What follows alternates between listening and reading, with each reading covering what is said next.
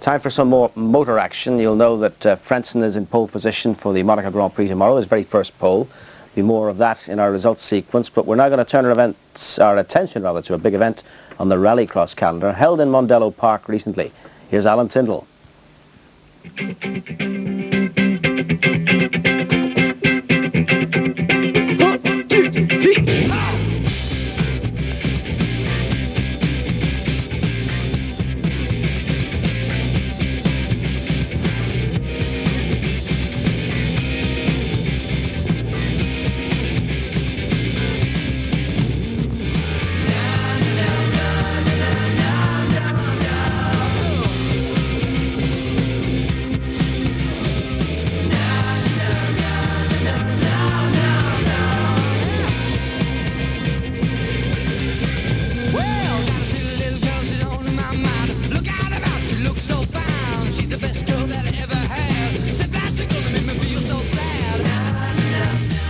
The British Rallycross Championship moves south to Mondello for the second day of its Irish tour.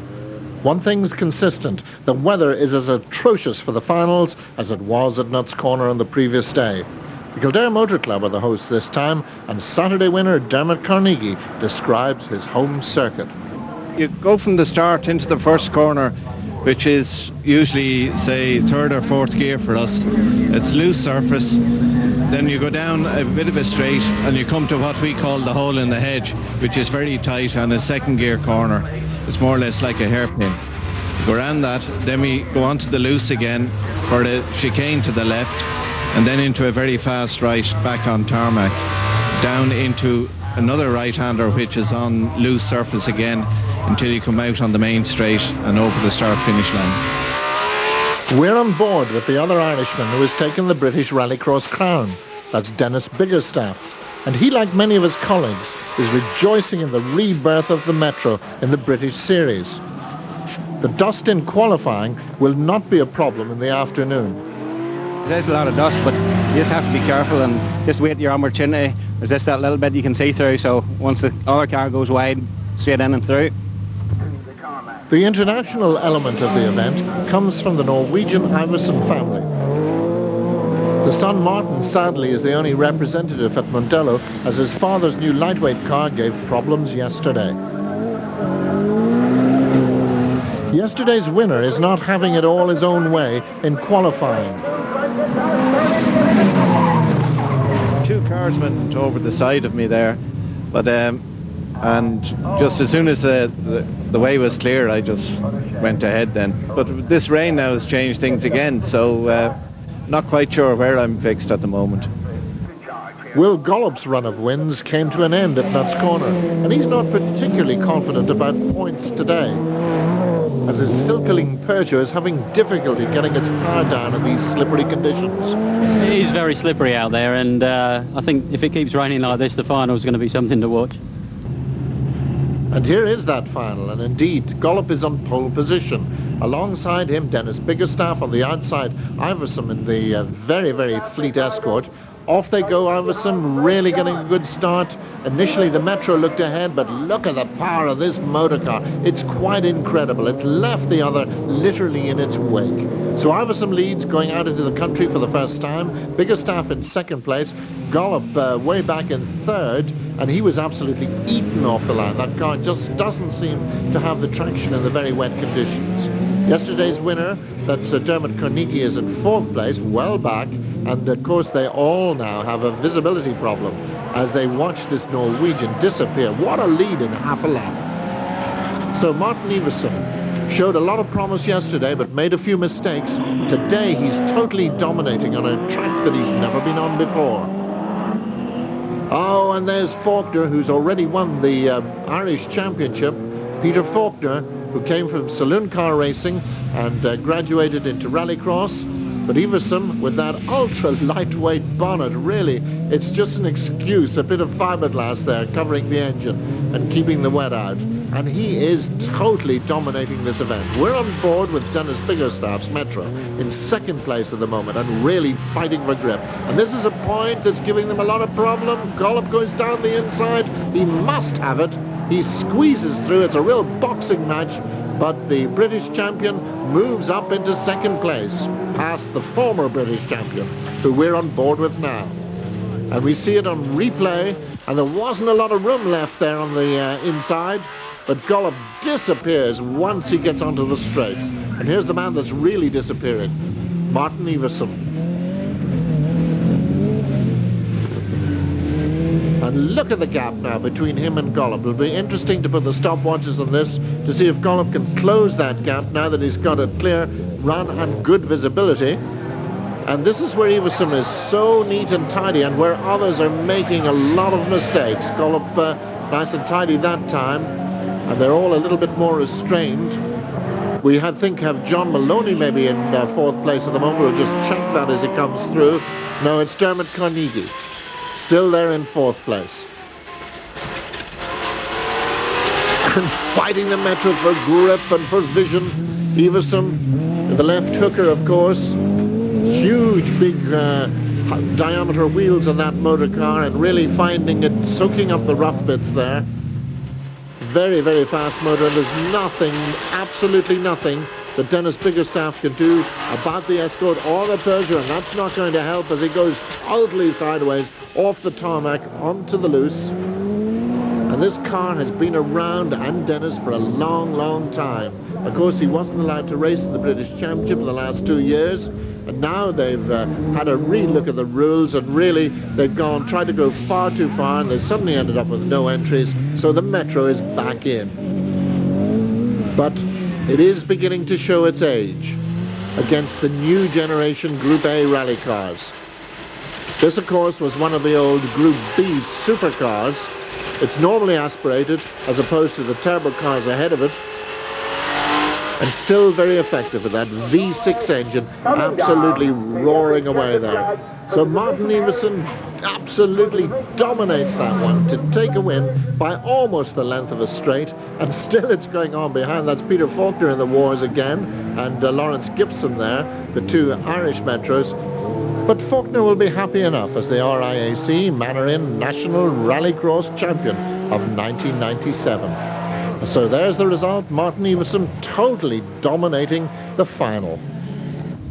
Well, now we go back in time a little from the state-of-the-art rally cross equipment to the Mini, and the Mini is far from dead, as we can see in two of them on the front row for the Division 5 final. Barry Rogers and Stuart Bowles are the main one. Bowles in the white car there, getting a very good start, a lot of grip off the line, as indeed he did yesterday at Nuts Corner, and behind him number 501, Barry Rogers, who was very much in the wars. And there's somebody completely in the wars, Peter Dawkin in the Citroen, in a very bent motor car indeed on the first corner.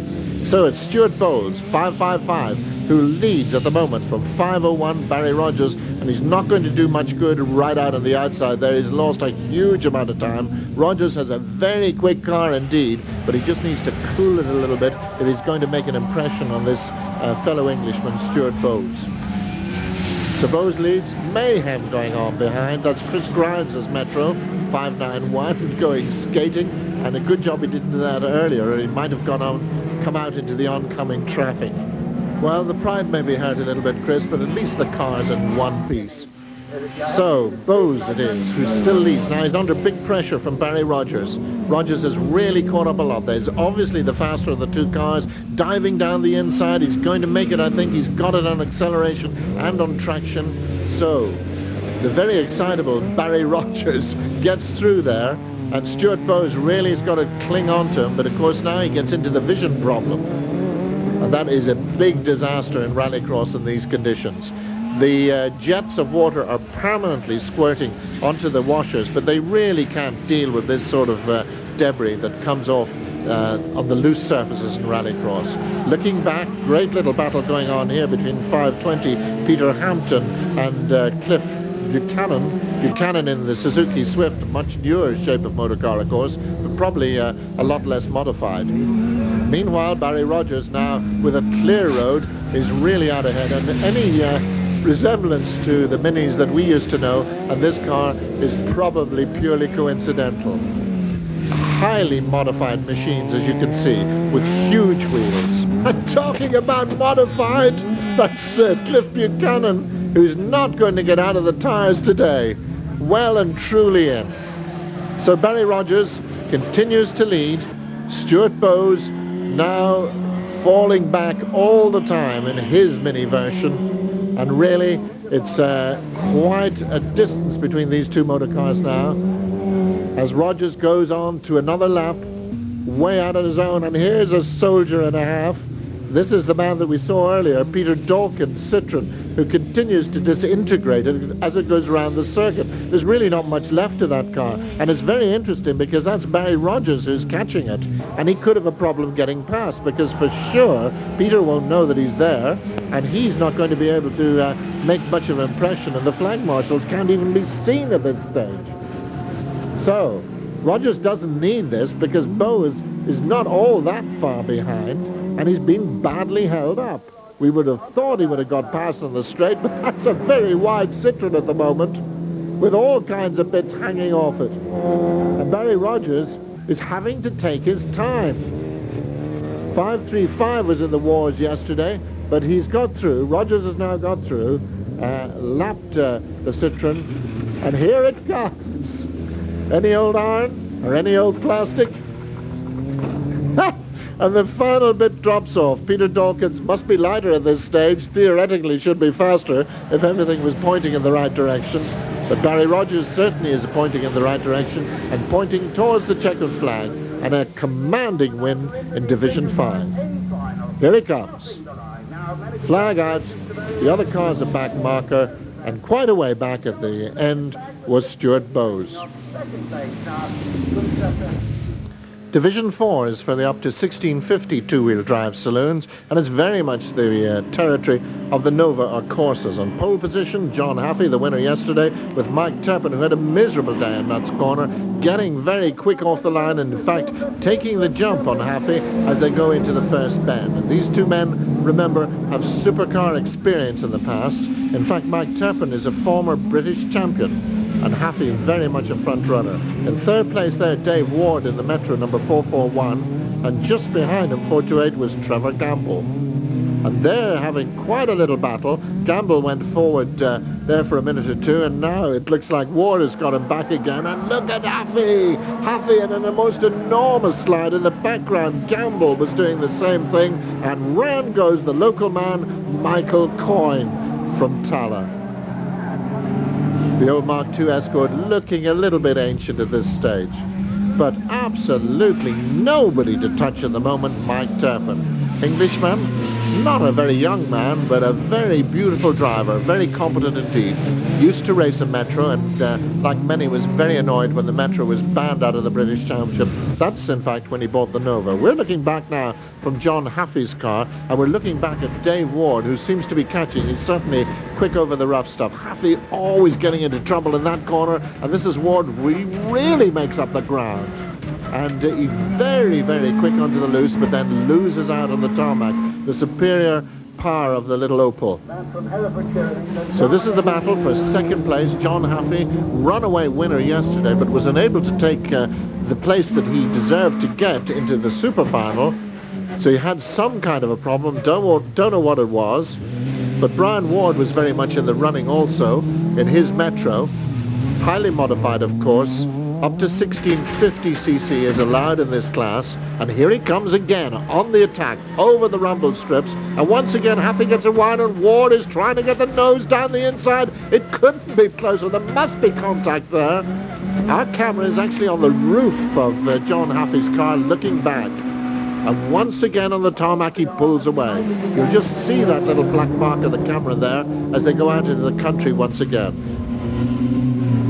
Dave Ward then holding on, and of course once again this big disadvantage of not being able to see properly when you're that close to another car in these conditions. And he got it a little bit out of shape there, but this is where he pounds over the rough stuff, getting pretty cut up in that part of the course. And this is the place where John Haffey has the problem every time, and once again that time, and once again Ward comes alongside him. Surely he can't get around the outside. Haffey's not going to make that easy for him, and indeed he didn't. And once again he can hold him. If he can hold him off onto that straight, he's happy enough. But again, Ward late on the brakes, very quick onto the loose. Great pictures we're getting here from the roof cam on John Haffey's car. And you could just see way in the distance the little yellow dot. That, of course, is Mike Turpin, the leader. But this time Ward has really fallen back. He must have missed a gear there. And I think the battle for second may be over. Mike Turpin, an easy winner, the most dominant wins of the day, takes the checkered flag. Again, nearly a straight ahead of John Haffey. And in third place is going to be Dave Ward, who had a great fight for that position. So there's the result. Ward third, Trevor Gamble fourth, and Gordon Rogers fifth. And the other winners at Mondello. Division 2 winner, Davy Francis. 2 wins in a weekend. Very good. Nazar held on to Clive Richardson yesterday, but today he's the top man. And Paul Broach in another Peugeot is the Division 6 winner. Holfeld, another man with 2 wins in the weekend in the Group N class. And again, another double winner, Andrew Scott, whose little Toyota MR2 has done valiant work in Ireland. And now for the super final for the 8 fastest cars, although only 7 accept the invitation. Gollop is one of them, the British champion, as is Dennis Biggerstaff in his Metro, a former British champion. And the crowds have stayed on in their hundreds to watch this final 5-lap fling. Martin Iverson will be on pole position. Alongside him, Will Gollop. Then, surprise, surprise, Helmut Holfeld in the Group N Subaru on the outside of the front row. Biggerstaff, Carnegie, and Bell and Maloney are all in there. That's the Magnificent Seven as they're ready to go for the first corner. Who's going to make the jump? Iverson a little bit slow off that time. Gollop's got it. Gollop goes through. Iverson in second place. Biggerstaff third. Then it's Carnegie, then Maloney, then Holfeld. And Holfeld, remember, was in the super final yesterday as well. Iverson trying round the outside of Gollop. Surely he wanted to let him away with that. Gollop gets the power down, but Iverson's got the inside line for the next corner. A lot of contact there. He muscles his way through. I've never seen that. Round the outside of the hairpin. A magnificent move. You just can't afford to let this man get away. Look at Carnegie. Lost a place in the background there. It's very, very slippery on that right-hander. We're aboard with Biggerstaff. Biggerstaff now in second place. In a Metro 6R4, it's sensational. So Biggerstaff second. Iverson leads with that familiar now flapping bonnet. And the Norwegian surely will go away into the distance now. Biggerstaff holding on at the moment. And Gollop in third place. Now Will Gollop really is having a miserable Irish weekend. And at the moment, Dennis Biggerstaff is having big visibility problems. They're on the loose, coming on to complete another lap. And look at that Escort go. Gollop just can't get the power down in his powerful car. They'd actually turn the turbos down in conditions like this. What you don't need is too much power. What you do need is a lot of traction, a lot of grip, and hopefully a bit of visibility. So Iverson, once again, not getting away as he did in the Division 1 final so much. The first 3 really holding on to him and pulling away now from John Maloney, then Carnegie behind him, having a wretched run today after being the big winner yesterday. And Iverson, this is the man probably they really didn't reckon on. He has dominated here at Mondello. Gollop looking threatening now, trying to get back up into second place. Remember, this man led initially, and he's had a lot of wins in England this year in the British Compomotive Wheels Championship. And here he is, he's shadowing the little Metro as he did yesterday. Must be sick to death of the sight of the back of that motor car, if you can see it, that is. Iverson, oh, and Gollop off in the most enormous way, but that takes courage. He just kept the foot in it and kept going. He lost a little bit of time, but he would have lost a lot more if he'd backed off and spun at that point. So you can count Will Gollop out of first place, that's for sure, and out of second possibly too. He will, I'm sure, even as experienced as Will Gollop is. He must have been rallycrossing for 15, nearly 20 years. I can remember him coming to Boyd's Quarry in the early days in a Saab. And here's another very experienced man that we're aboard with, but Iverson is looking good. There's Tony Bell's car stranded. Iverson takes the super final. A great day for Biggerstaff in second place. Gollop will be disappointed with third, but there's the man who has won Mondello, Martin Iverson.